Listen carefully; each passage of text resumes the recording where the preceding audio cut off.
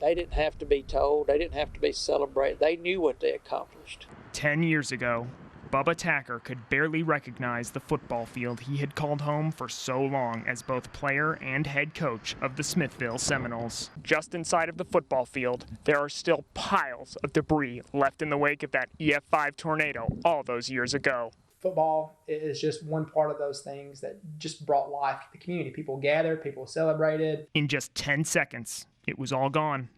But it wouldn't stay that way. Smithville kids are tough. They always have been, and that's something about them. To rebuild their town, they had to rebuild the football field. Everybody was sitting down out on the field with 5-gallon buckets, picking up rocks, glass, nails. Just months after the tornado wiped it out, the Seminoles were back on their home field.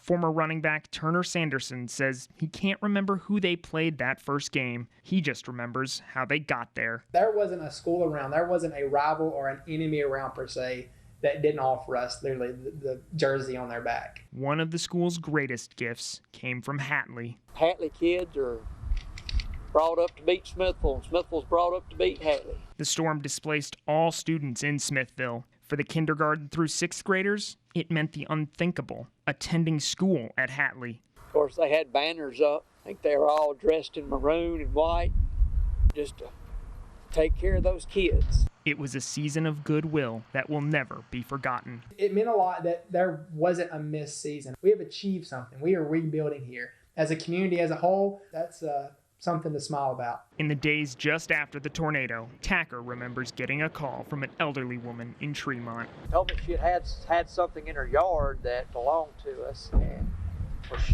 was sure we needed it back. Said it was our scoreboard off the football field. Kind of bent up a little bit. But still there. Yeah, it's still there. Still there. Just like the team, just like the town.